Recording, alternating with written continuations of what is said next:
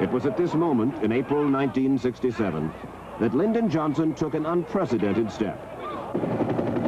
He called his field commander home from the battlefront to reassure the American public that the president's policy was sound, that we were, in fact, winning the war. I was ordered to come to Washington. I remember there was a great to-do about your coming back from Vietnam. I wasn't happy about it, but I was ordered back, and I said, if this is what the president wants me to do, well, I'll do my best. Was President Johnson a difficult man to feed bad news about the war? Well, Mike, you know as well as I do that people in senior positions love good news. Politicians or leaders in countries are inclined to shoot the messenger that brings the bad news. Certainly he wanted bad news, like a hole in the head. But on this day, Westmoreland had mostly good news to offer his commander-in-chief. The Viet Cong's army, he said, had leveled off at 285,000 men. And best of all, he told the president, the long-awaited crossover point had been reached. We were now killing or capturing Viet Cong at a rate faster than they could be put back in the field. We were winning the war of attrition. Mr. Speaker, General William C. Westmoreland. Never before had a field commander addressed the Congress in a time of war. It should have been a moment of uncomplicated triumph. But put yourself in General Westmoreland's shoes in the troubled spring of 1967. He had just used very specific figures to assure the president that the enemy was losing strength, that we were winning the war of attrition. And now the president was forcing Westmoreland to put that message on the record for the American public, to assure them that General Westmoreland believed we were on the road to victory. Backed at home by resolve, confidence, patience, determination, and continued support, we will prevail in Vietnam over the communist aggressor. What Westmoreland apparently didn't know when he came here to Washington was that his intelligence chiefs back in Vietnam had just discovered evidence that confirmed the CIA's estimates of a far larger enemy. What had happened was that Westmoreland's army had just completed the largest offensives of the war, Operations Junction City and Cedar Falls. A major Viet Cong stronghold had been overrun, and afterward one of the enemy's central headquarters had been found deep underground. American GIs had crawled down hundreds of feet into an elaborate network of tunnels and underground rooms, and had come up with hundreds of thousands of pages of captured enemy documents detailing the Viet Cong's organizational structure and manpower records. With these documents in hand, General Westmoreland's intelligence chiefs had gone to work to check out the CIA's assertion of a far larger enemy. When we began our interview with General Westmoreland, he attempted to dismiss the CIA's reporting on the enemy as unreliable.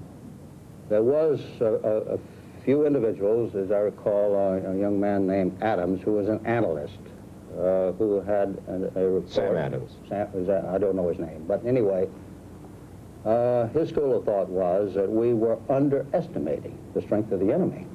Now, in the meanwhile, we were on the ground. We dealt with every village, every hamlet, every province as a separate item. We didn't use extrapolation in order to come up with a figure. And your intelligence chief there on the ground in Vietnam, General Joseph McChristian, was the fellow who had developed a lot of this? General Joseph McChristian was a superb intelligence officer. Westmoreland's intelligence chief, General Joseph McChristian, began his career estimating enemy capabilities as General George Patton's intelligence chief during World War II.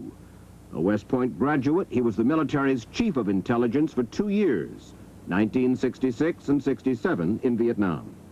So when it came to reporting on the enemy, you didn't especially count on the CIA's work on this score. You stood by the work of General McChristian and his staff. Well, sure. The CIA was very remote. We were on the scene. What Westmoreland failed to tell us in our interview was that here at the Military Assistance Command Vietnam, MACV as it was called, his intelligence chiefs had come to agree with the CIA's growing conviction that we were fighting a far larger enemy. They had been studying the captured enemy documents, And when Westmoreland returned to MACV headquarters, General McChristian and the military's leading expert on the Viet Cong, Colonel Gaines Hawkins, presented him with the bad news. Hawkins began the briefing. The figures that I briefed on that particular occasion were the new strength figures on the political order of battle, as we call it. This is the Viet Cong's political bureaucracy and the guerrilla strength. Colonel Hawkins told us MACV intelligence had determined that there were a lot more VC out there than had previously been recognized. In fact, he says that these major intelligence reports pointed to a dramatic increase in enemy strength estimates. In fact, something on the order of 200,000 more VC. Do you remember that? I remember such a report, yes. I don't want to read anybody's mind, George, but there was a great deal of concern about the impact that this new figure would have, and General Westmoreland appeared to be very much surprised of the magnitude of the figure. According to Colonel Hawkins, he said that the general seemed to be taken by surprise. He remembers your first words after listening to that briefing were, "What am I going to tell the press? What am I going to tell the Congress? What am I going to tell the President?" True? I do recall a session with Hawkins, yes, but I was very, very suspicious of this particular estimate. And the reason was that you come to a shade of gray. You get down at the hamlet level, and you've got teenagers, and you've got old men who can be armed and can be useful to the enemy, and who are technically Viet Cong. Right. But they don't have any military capability of consequence. There was no mistaking the message. Which was? That there was a great concern about the impact of these figures, that they're being higher. They didn't want higher numbers. That was the message. This is the way General McChristian remembers Westmoreland's reaction to the briefing. And when General Westmoreland saw the large increase in figures that we had developed, he was quite disturbed by it. And by the time I left his office, I had the definite impression that he felt that if he sent those figures back to Washington at that time, it would create a political bombshell. I was not about to send to Washington something that was specious, and in my opinion, it was specious. But General Joseph McChristian, a man whom you call a superb intelligence chief, he's the fellow who comes in and says, "General, we've been wrong. There are twice as many people out there." Well, I have great admiration for General McChristian, and he did a good job. But in this case, I disagreed with him, and other members of my staff disagreed with him. Consider Westmoreland's dilemma. If he accepted his intelligence chief's findings, he would have to take the bad news to the President. If he didn't, well, there was only General McChristian to deal with. Evidently, people didn't like my reporting because I was constantly showing that the enemy strength was increasing. I was constantly reporting that the North Vietnamese and the Viet Cong had the capability and the will to continue a protracted war of attrition at the same level of operations that were currently going on for an indefinite period. And I personally wrote that paragraph in every estimate I sent in and insisted that that be known. Maybe there was objections to that. Sir, that was running strongly against the grain of popular wisdom at that time. But not against fact. I did not accept his recommendation. I did not accept it. And I didn't accept it because of political reasons. That was I may have mentioned this, I guess I did.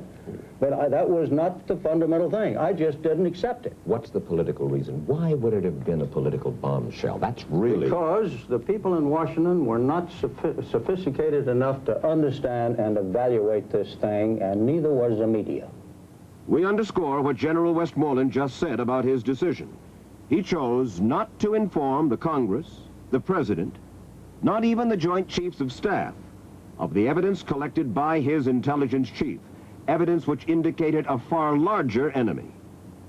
In a time of war, when you're talking about enemy strength estimates, what are you thinking, General McChristian, when you confront your responsibility? Well, I feel this way, that decision-making in time of war not only involves the lives of the people on the battlefield, but involves the future liberty of your people at home, and that there's no place, and that's why the West Point motto has honor in it.